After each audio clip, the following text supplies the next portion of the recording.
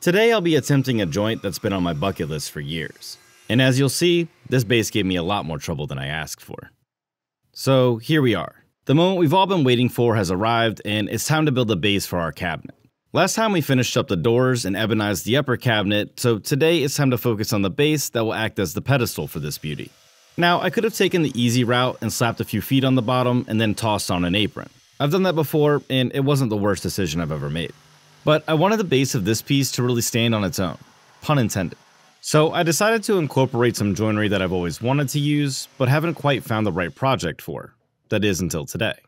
So the first step on this final step was to cut and mill down all my lumber. And if you've been following along with chapters 1 and 2, you'll know that I've mainly been working with white oak. So it probably won't be a surprise to you here that I'm going to keep that trend going. I do have a bit of a conundrum though, because the majority of the cabinet is built from rift sawn white oak, but I couldn't find rift sawn white oak that was 8/4. So I ended up having to go with a combination of plain sawn and rift sawn, and my plan is to make laminations using both. And don't worry if that doesn't quite make sense right now, it will shortly. Since I'm planning to make laminations, I wanted to make sure I cut these workpieces down to their most manageable size. This both helps to reduce waste, as well as lessens the amount of lumber I have to throw around in the shop, because I'm officially at the age where I don't know if I'm injured, or if this is just the way I walk now. So to trim down these boards to more manageable tree slices, I headed over to the bandsaw and cut down the rough lumber. I really like using a bandsaw for trimming out rough pieces like this, because it removes the risk of kickback that you might get with a table saw if the board has any internal tension. Here I'm just sure to cut my pieces oversized so that I can mill them down to their final dimension later on. But for now my goal is to get these workpieces flat and square so that I don't have any twists or bows in the final parts. It's also a lot easier to glue up laminations if your boards are close to the same width. So once I have a clean edge on all my boards and I have them thickness down, I can go ahead and glue up the laminations. Here my plain sawn boards are about 1 1/4 inches, while my rift sawn boards are about 3/4 of an inch. The final dimension I'm going for is 1 3/4 inches, so this leaves me plenty of room to mill down once the laminations are dry. When gluing up laminations, it's important to get good glue coverage across the boards. Here I'm looking for a nice line of squeeze out, but not so much that it's creating huge glue puddles on the workbench. From there, I'll toss on a ton of clamps. When it comes to laminations, my feeling is that you can never have too many. And after about 20 minutes, I can go back and use a glue scraper to remove any of that extra squeeze out. This makes the next step a lot easier. So once the glue is dry, I head back over to the joiner and clean up the edge one more time. If I had left all that squeeze out on the glue seam, this process would have gummed up the blade and created a lot more uneven sections. It wouldn't be the end of the world, but addressing glue squeeze out early and often is always a good approach. Otherwise, your parts could come out incorrectly, which is spelled incorrectly in every dictionary. Think about it. Next, I headed over to the table saw to rip my boards down to the rough final thickness. I'm not aiming for the final thickness here, but instead want to keep my boards about 1/16 of an inch or 1.5 millimeters over. And that's because I want to mill these boards down to their final thickness using my planer. Whenever I'm using thick stock on a project, I find it a lot easier to hit that final dimension on my planer than just using my table saw. And that's because of what I spoke about earlier when it comes to internal tension. Because this is a lamination, it's not likely that the boards are going to move too much, since the lamination tends to offset that problem.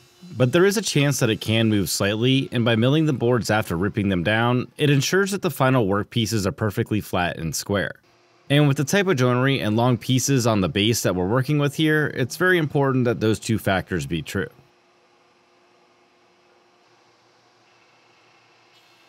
The best part of dimensioning lumber this way is that it really cuts down on the amount of sanding and hand planing that needs to be done. If these boards were coming straight off the table saw, they would probably have quite a few saw marks on them regardless of the type of blade I used. So using the planer as the final step keeps the workpieces a lot cleaner. From there, I can head over to my table saw and set it up with a crosscut blade as well as a sled. My next step is to trim one clean end on all my workpieces. This way I have a square reference to work off of for laying out all my parts.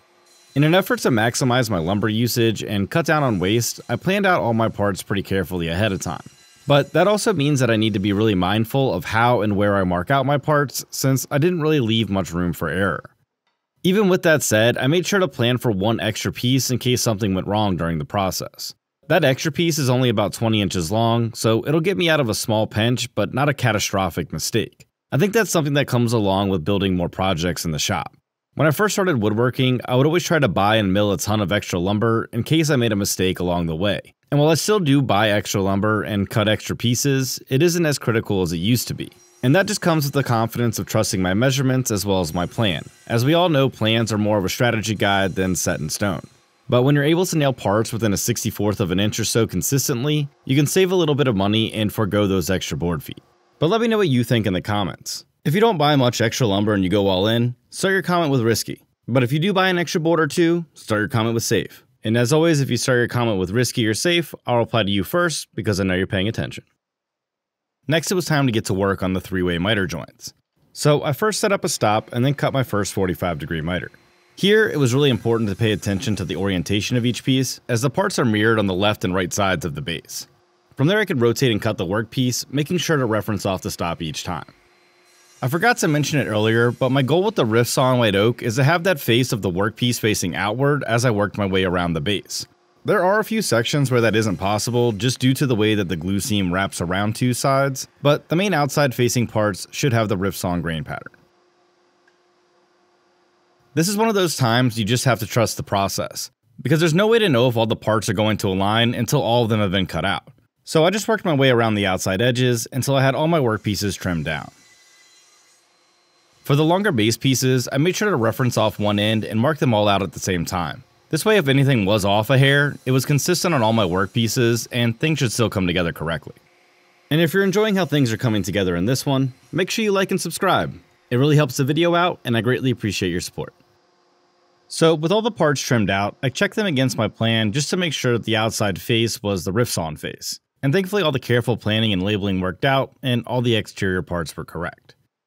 So with all the exterior parts done, it was next time to lay out the mortises for the joinery. Now, because all these parts are cut at 90 degrees to the face, the joinery is pretty straightforward and that all the mortises are just going to be plunged straight on. The most critical factor here is just making sure that all the centers are aligned. So here I just referenced off the tip or end of the joint, and I'm going to mark it deep enough so that the mortises don't run through the backside of my workpiece. From there I could just grab the domino and plunge in the mortises. Now if you want to make this joint but your workpiece is smaller, you just need to set the depth on those mortises a bit more shallow. And all that means is that you're going to have to trim down your dominoes a little bit, but you should be able to still make it work. Again, the biggest concern is just making sure that you stay centered on that center line. And unfortunately in this situation, you can't use your phone to zoom in like those hard to read labels. You know who you are. Next, it was time for the first dry assembly. And the way this joint comes together is kind of tricky. And that's because all three parts have to come together at exactly the same time. So the easiest way that I've found to do that is to pop a domino in each mortise on each workpiece and then bring those workpieces together. This is a little bit more tricky once you have one joint assembled, so it's best to keep things loose until everything can come together. And if all goes well, you can say something like, I think this is going to work. But we're not quite done yet. With my base exterior parts assembled, I could go ahead and take my measurements for my interior supports. Here, I was just careful to work on one section at a time, making sure each workpiece fits snugly before moving on to the next. And once I had all my parts trimmed out, I could repeat the process of marking out the joinery and then plunging the mortises. From there, we could glue the base up. So while I wrap that up, I want to take a moment to thank North One for sponsoring this video. North One is not just any business bank account, it's designed to be your all-in-one solution for managing your business finances seamlessly. With North One, you get a business account that integrates lending, sales, payments, and budgeting, transforming your North One account into a connected bank account. This means fewer headaches and more time to focus on what you love. As a small business owner, I know firsthand how overwhelming it can be to juggle different systems for every aspect of your business. From keeping track of sales and payments to managing budgets and handling expenses, it feels like there's always a new tool to learn. But with North One, you can easily integrate your e-commerce platform and accounting systems, streamlining all those tedious tasks into one easy-to-use bank account. For me, anything that frees up more time for me in the shop is a huge win. And that means less time worrying about my e-commerce integrations and keeping my books up to date. Because North One does just that by simplifying the financial side of things by linking your e-commerce store directly to your bank account. This means that all your sales transactions are automatically recorded and categorized, saving hours of manual entry and reducing the chance of errors. Plus, North One makes budgeting a breeze. You can set aside funds for certain expenses using their envelopes feature, which helps you allocate money for rent, supplies, payroll, and for me, that new tool I've had my eye on. If you're a small business owner like me, I highly recommend giving North One a try. It only takes 3 minutes to sign up, and the best part, you can get started for free. Just click the link in the description below and get started with North One today. Thanks again to North One for supporting this channel and helping small business owners thrive. So, with the base glued up, the next step was to go ahead and glue up a couple laminations. These are going to be used to create an offset between the base itself and the lower case. And since these are offcuts from the base, they're already sized pretty close, so making the laminations is pretty quick. With the base set of clamps, I could smooth out any uneven areas using a hand plane. This will make sure that that base offset has a nice flat area to sit on.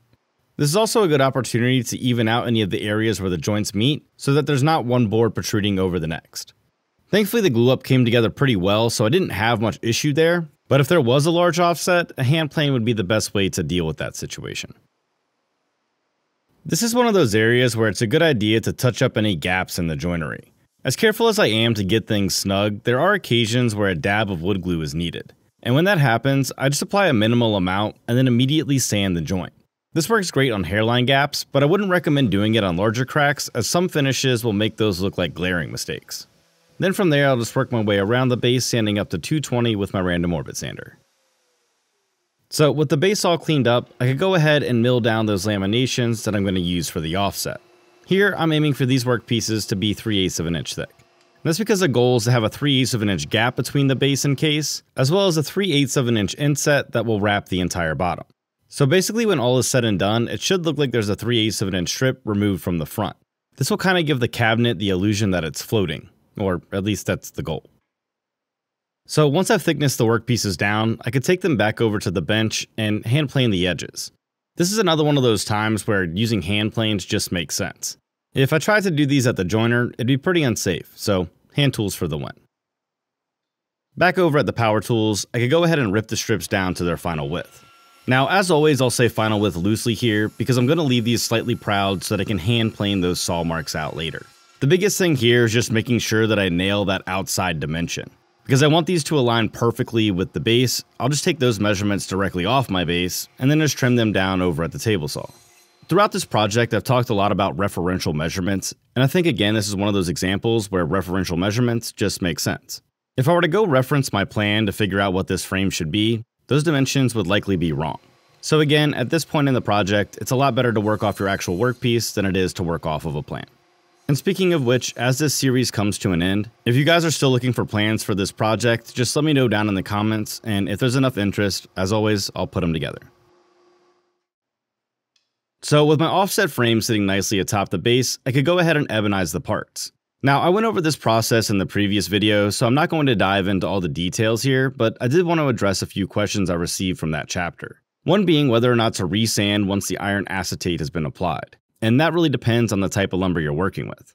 When working with walnut, I don't find it necessary to resand and reapply the solutions, but when working with white oak, I do. And that again is because of the open grain structure. Resanding helps get that iron dust deep into the grain. Just make sure you reapply both solutions until you're satisfied with the results. Once the iron acetate is dry, you want to thoroughly wipe the surface with a shop towel, which will act as sandpaper due to the iron filings that are left on the surface, which will give you a smooth finish. And then from there, you can move on to the tea and water rinses. I am aware that this finish takes time and that there's other solutions out there that are quicker, but I really enjoy this process and feel that the results are worth the effort. So once the ebonized parts were dry, I could go ahead and glue and tack them in place. Next up, it was on to trimming down the rear panels. Now normally in casework, I do this a lot sooner in the build because the rear panels do a lot to prevent racking. But because of the design and the structure within these pieces, I wasn't super worried about racking and I didn't feel like it was as necessary. I did, however, have a concern with sag in the center cabinet, which is why you've seen an offcut supporting that cabinet until now. There's a lot of weight in that upper section, and the rear panel is going to do a lot to support it. And keeping that offcut there has prevented any sag from being introduced into the upper cabinet. So once that rear panel is glued and tacked in place, it really won't matter, because at the end of the day, it's night. So with all the rear panels trimmed down, I could go ahead and pop them in place and check the fit. With rear panels, you don't want them to be super tight, but they should be pretty snug. About right there is good. Next, it was time to disassemble everything and prep for finish. Now, I'm going to be using a spray finish on this piece, so I want to remove all the hardware before applying it. And since I've already made all my adjustments, I'm going to go ahead and label all my hardware so I can return it back to its position once the finish is dry. From there, I can go ahead and route and pop in my brand, because there's nothing that says that you're proud of your work quite like a quality maker's mark. Then from there, it was on to the finish. And for the finish on this piece, I'm going to be using a conversion varnish. Now, conversion varnishes are really popular with cabinetry because you can just spray them on with an HVLP spray gun, which is what I plan on doing here. The only downside is that they come in a 2-part mix, so you have to be really careful about the mixing instructions and follow them to a T. Otherwise, you'll end up with a mess that just won't dry properly. My biggest tip with conversion varnish is just to overmix it. When you think you're done, just give it another minute or two to make sure that everything's combined properly. Now, the pot life on this varnish is about 6 hours, so that gives me plenty of time to get on a couple applications. And once I've let the varnish sit for about 15 minutes, I can go ahead and run it through a filter and then spray it out. So when applying conversion varnish, what I usually do is apply one coat, then sand, and apply a second, then sand again, and apply a third. But because of some of the finishes on this piece, I'm just going to go ahead and spray out the ebonized section twice without sanding in between. And I'll do that same process with the doors. So here, the lower cabinet and base are the only 2 items I'm sanding between coats. On those areas that I'm not going to sand between coats, I'm just really careful not to oversaturate those surfaces, otherwise they'll start getting the texture of concrete. Now, when it comes to the lower cabinet, I wasn't really happy with the finish I was getting. So I went ahead and sanded everything back to raw wood, then reapplied a hard wax oil so that I could get more of that depth and contrast I was looking for. I think if you're going for something a bit more neutral, the conversion varnish works great. But here I was really looking for the exterior of the case to pop, so I went with the tried and true oil. So while I finish up the finish, let me take a brief moment to say that if you guys are enjoying the videos you see on this channel and you want to support the show, I'd love to invite you to join my Patreon. I design, build, and film all these pieces on nights and weekends, so having the support from you guys really makes it worth it. Plus, there's a lot of perks you get from Patreon that you just don't get through YouTube, so if that sounds like something that would interest you, check out the link in the description. And if you can't join today, no worries, thanks for watching, liking, and sharing the content. And as always, to you guys who've already joined, thank you so much for your continued support. Your donations go directly towards making these videos, so thank you. Alright, we're on to the 7th inning stretch. So to connect the base to the lower cabinet, I'm just going to use some figure 8 fasteners. And I'll first attach those to the base using a Forstner bit and a chisel. Now, figure 8 fasteners are actually used for tabletops, so they can rotate with seasonal wood movement. But I also really like using them for bases on furniture, and that's because they're both plenty strong and easily concealable. From there, I could go ahead and attach the rest of the hardware. And this process was super straightforward because I had already pre-labeled everything, so it could just go back where it came from. From there, I went ahead and flipped the entire top of the cabinet upside down so that it was resting on a flat surface. Then I could glue and tack the rear panel in place. Again, this rear panel is going to create a ton of support for this upper cabinet, so I wanted to be sure to assemble it on the flattest surface possible. Then it was finally time to attach the base to the lower case. And here I'll just pre-drill, then drive in a couple screws. Finally, it was time for the most tense part of the entire assembly, and that was to go ahead and drop the top cabinet onto the lower carcass. This probably wouldn't be as intense if I wasn't balancing on a step stool, but thankfully everything came together smoothly and it dropped right in place. From there, the last thing to do was tighten down the set screw and then pop on the black caps, pop in the doors, and then we're on to the beauty shots. This cabinet series has been an absolute blast. I got to explore a ton of unique techniques throughout each section, all of which culminated into what I've appropriately dubbed the tuxedo cabinet. There's so many fun details with this piece, from the book-matched door panels to the ebonized upper cabinet, the contrasting door trim details to the 3-way miter base. Everywhere you look on this piece, there's a hidden gem, and to me, that's what makes furniture design so much fun. I absolutely love how the grain accentuates this piece. The straight grain from the rift-sawn white oak adds a strong contrast to the flowing grain of the walnut, which helps break up some of those hard lines and really elevates the design. If I had one regret on this project, it'd be that it's complete. But I guess that just means it's time to start the next one. So in the meantime, if you want to see more projects like this one, check out this video over here next. Subscribe so you don't miss the next one, and as always, I knew this would work, and I'll see you next time.